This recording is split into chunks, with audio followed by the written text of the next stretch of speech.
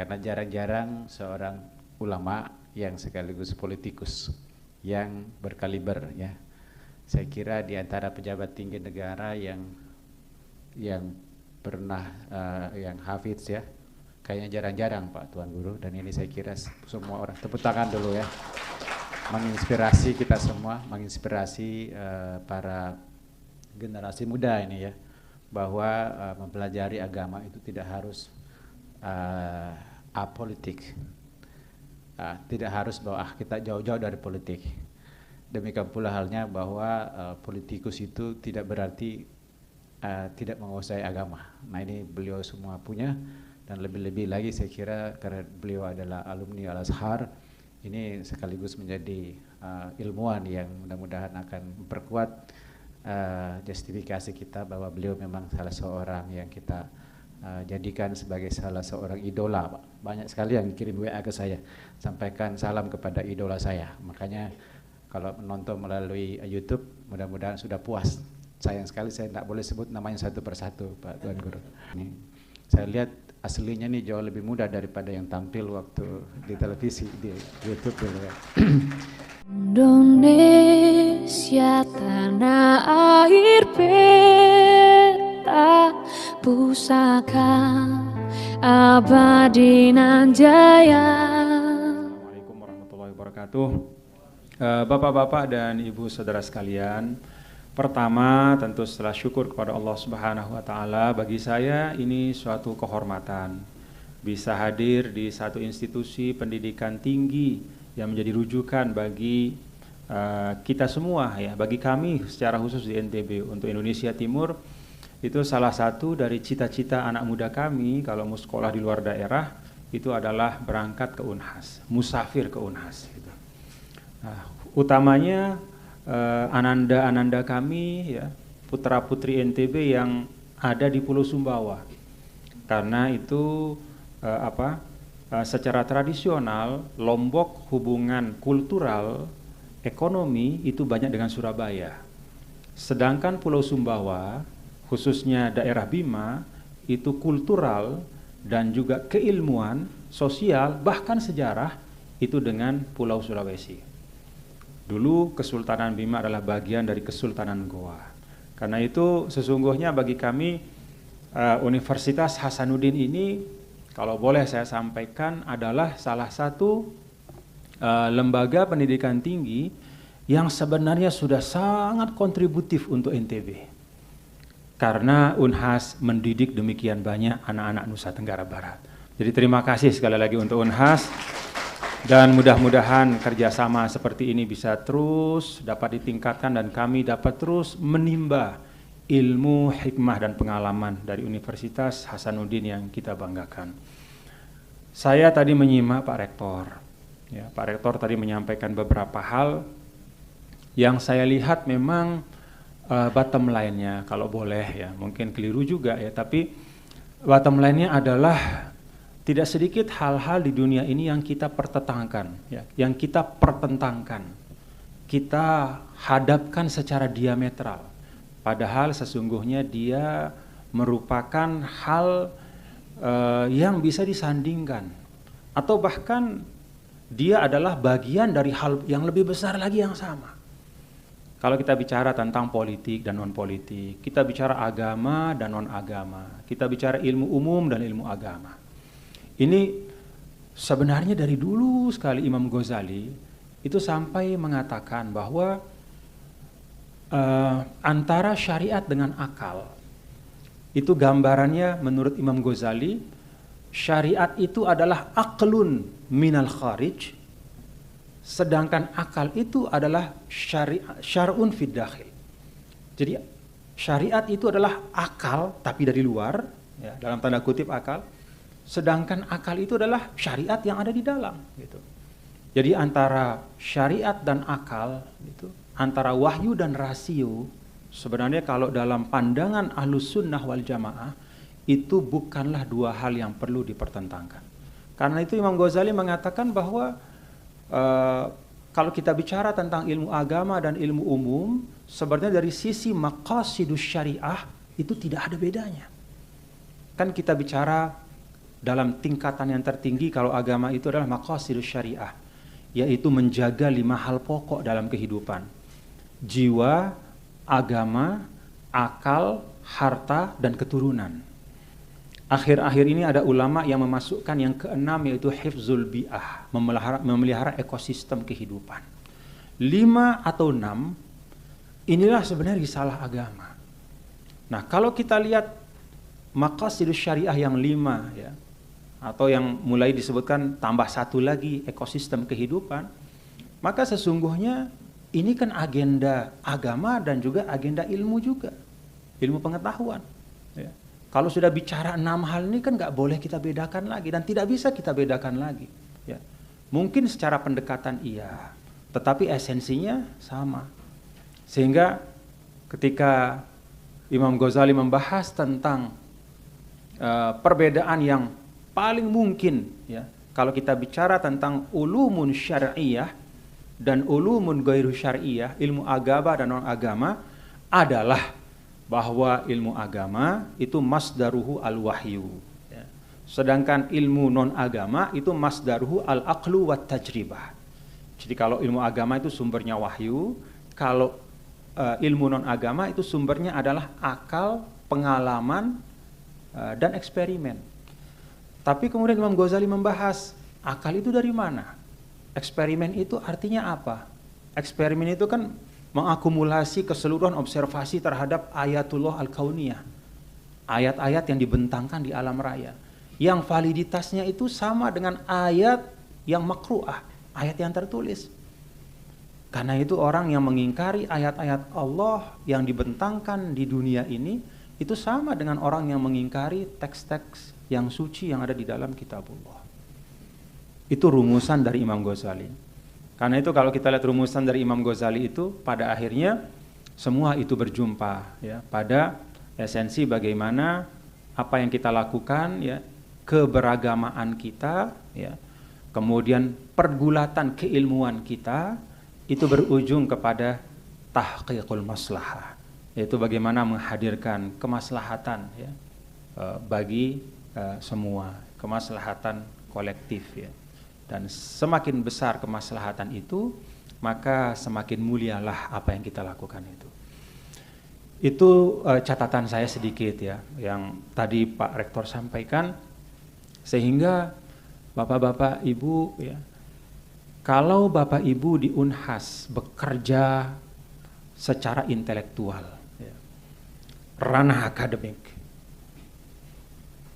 jangan khawatir, ya, jangan khawatir, nggak kalah pahalanya dibanding orang yang belajar ilmu agama.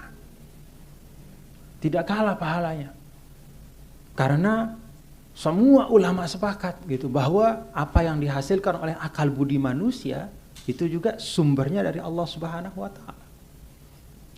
Dan jihad keilmuan itu tidak pernah dipilah oleh para ulama menjadi jihad bagi orang yang belajar tafsir hadis dan setengah jihad atau bukan jihad bagi yang belajar matematika, ilmu pengetahuan alam, tidak ada.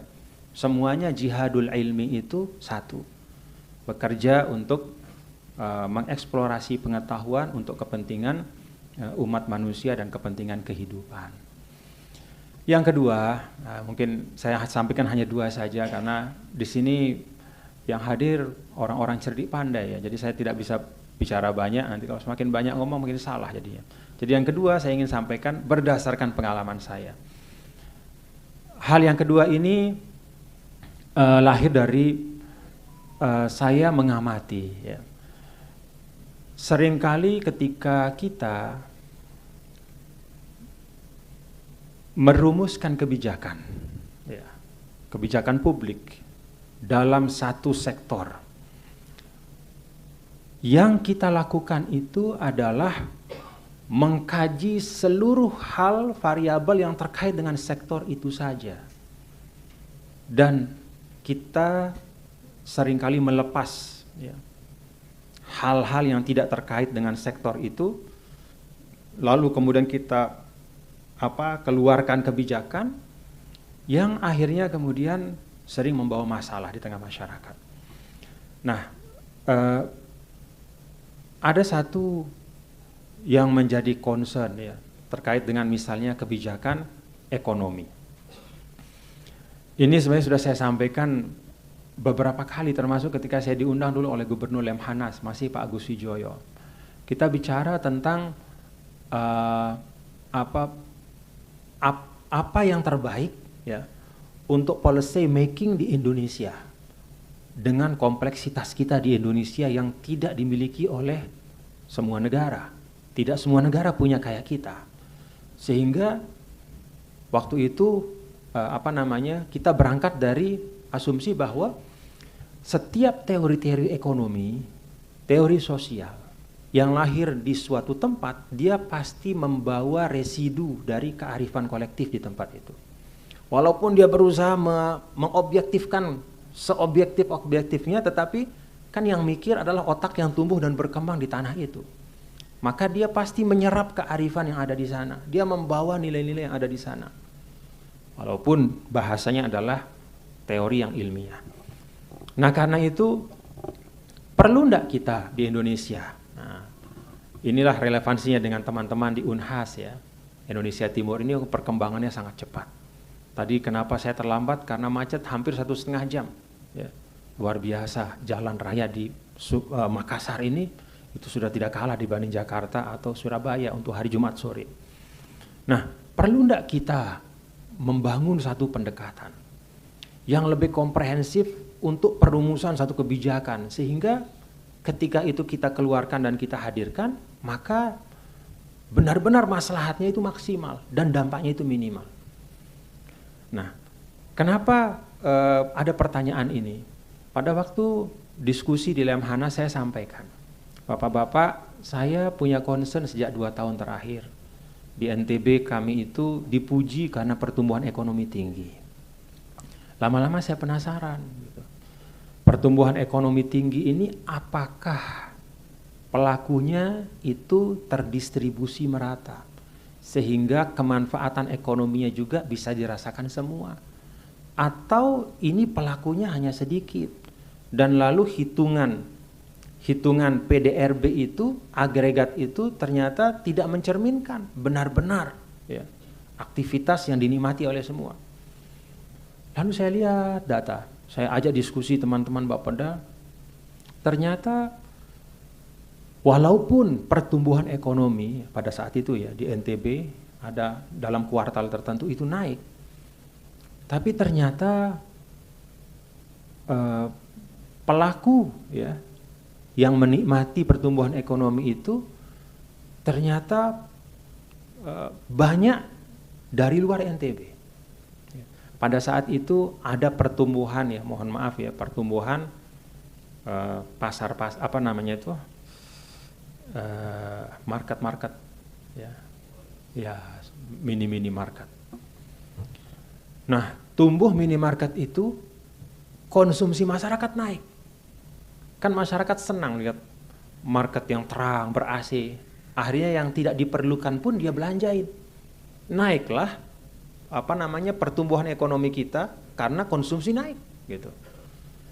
Tapi ternyata market-market itu kan pada saat yang sama dia menyedot potensi penghasilan yang seharusnya didapatkan oleh para pelaku ekonomi lokal. Para pemilik warung-warung yang sudah belasan tahun ya, di pasar-pasar itu kan akhirnya sepi karena anak-anak muda maunya di minimarket. Orang tua juga seperti itu. Kemudian minimarket dengan sistem franchise-nya itu banyak bagian keuntungan yang kemudian dikirim ke Jakarta. Secara ekonomi ternyata pertumbuhan itu ya, yang meningkat secara statistik itu tidak dinikmati oleh masyarakat. Bahkan ada proses dalam tanda kutip penyedotan potensi yang ada di desa dan kecamatan. Kita tidak bicara kabupaten, desa dan kecamatan.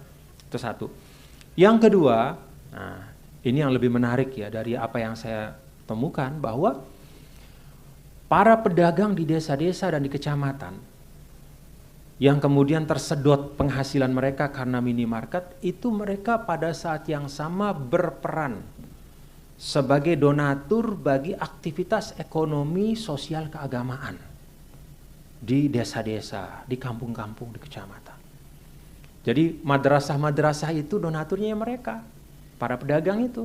Ya, sebagian dari keuntungan digunakan untuk mendanai sekolah. Kalau ada kegiatan sosial keagamaan seperti maulid, kemudian juga nuzul Quran atau festival Muharram apa, mereka lah donaturnya. Ketika minimarket ini datang, ternyata tidak hanya struktur ekonomi yang dirusak, tetapi juga kohesivitas sosial terpengaruh. Sekolah-sekolah yang ada akhirnya tidak ada donaturnya. Kegiatan sosial keagamaan tidak bisa dilaksanakan lagi, nggak ada yang biayai. Akhirnya ketika ada kekosongan ya, di tengah masyarakat karena proses seperti itu, saat itulah kemudian bisa jadi masuklah paham-paham yang sering kemudian disebut dengan paham yang tidak sesuai dengan apa yang diamalkan oleh masyarakat. Lalu timbullah friksi, ketegangan, dan itu menyebabkan jalinan kerapatan sosial kita itu merenggang. Jadi jalinan kohesivitas kolektif kita di tengah keragaman itu akhirnya melemah.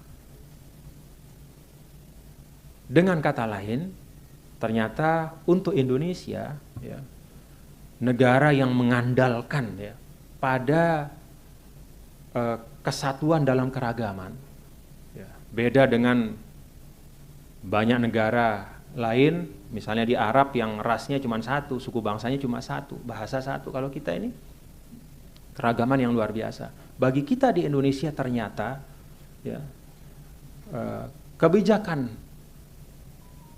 ekonomi yang diambil ya, baik di tingkat apapun itu ternyata tidak hanya berpengaruh terhadap ekonomi ansih, tapi juga berpengaruh kepada kita sebagai bangsa, kekuatan kita sebagai bangsa. Nah, sekarang terjadi seperti itu di daerah-daerah, dan tidak heran kalau kemudian ketika wadah untuk kita duduk bersama semakin tidak ada. Kan acara-acara keagamaan itu sebenarnya acara-acara yang memperjumpakan kita. Kita ketemu sama tetangga, sama teman, salaman, berjumpa bersama.